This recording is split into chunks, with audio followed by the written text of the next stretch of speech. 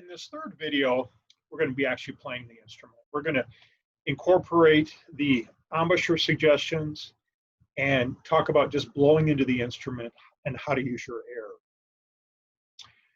I have my instrument assembled like I showed you in the first video. I'm going to hook the instrument up on my neck strap.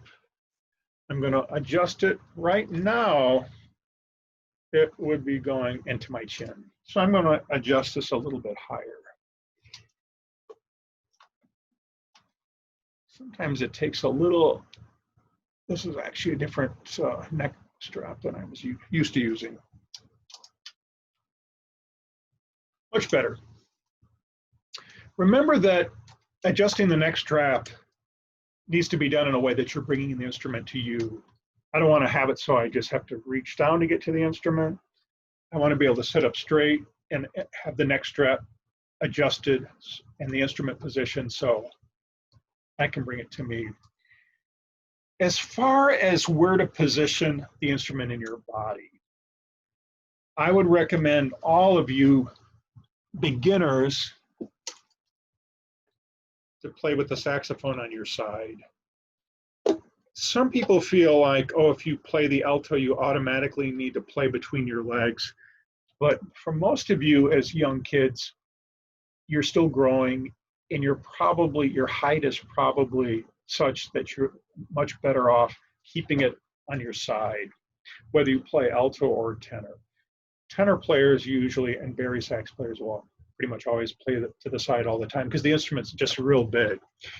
Alto, once you get tall enough in this part of your body and your torso, some alto players will be playing between their legs. But when you're younger, it's actually perfectly fine to always continue playing on the side, depending on how tall you get, but how comfortable you are too. So there's just no rules or laws about where to position the saxophone, depending on whether you're playing the alto or tenor. So I'm going to put my teeth on the mouthpiece, like I mentioned from the previous video. I'm going to roll my lower lip under a little bit. Not too much, I want to see some flesh, and I'm going to put my mouth in that ooh position. I'm going to set my teeth on the mouthpiece.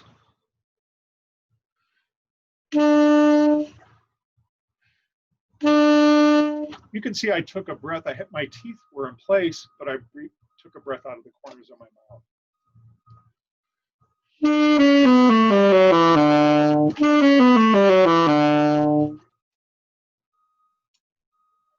As far as my use of air, when I take a breath,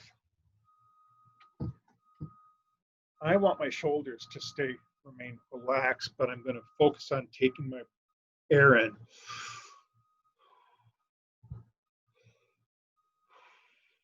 You can see I'm expanding my abdominal area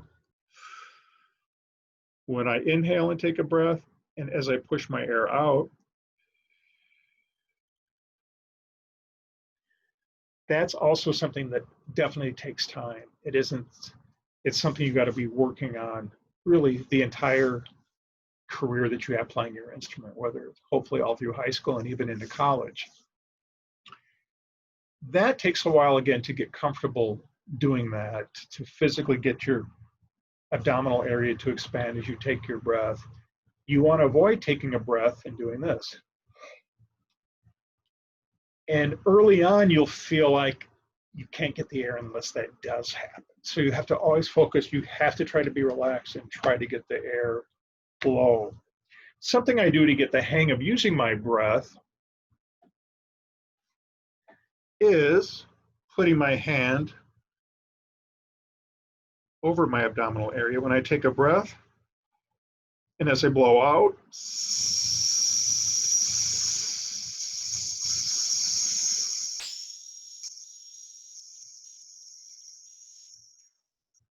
take a breath.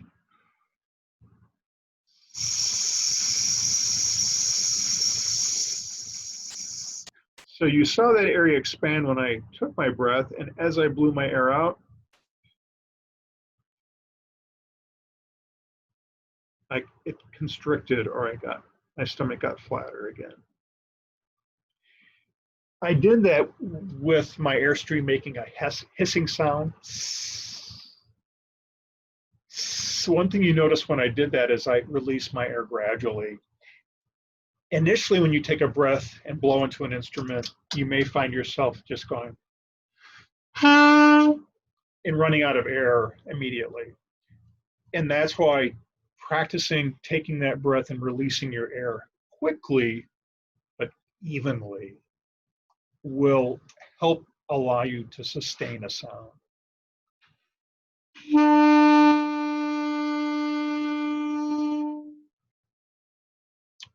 I'm trying to think about my embouchure, top teeth on the mouthpiece, or look rolled under, thinking in the ooh position. And again, I don't want to be rolled under too much. You may like the sound you get better when you're more rolled under, but eventually you'll find that it's going to squeeze your sound and kind of make it a tight, often sharp or out of tune sound. Once you get the hang of just making the instrument speak, you will want to just take notes, various notes on the instrument, and just sustaining them as long as you can. So if I play the note G, and as long as we're talking about it, notice how I'm putting my fingers down. I'm not putting them down like this. I'm keeping them rounded. In my left hand and my right hand. I'm not going to be like this. I want to be like this.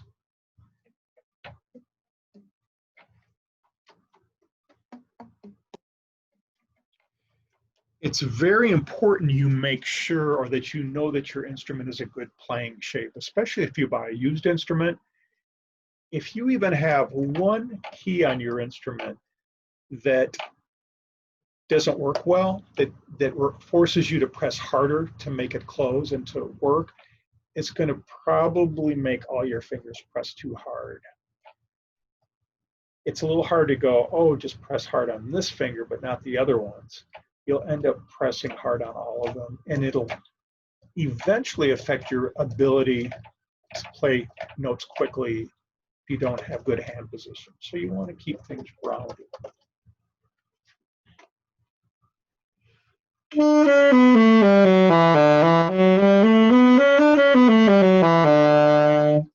And noticed, I also don't want to lift my fingers up very much.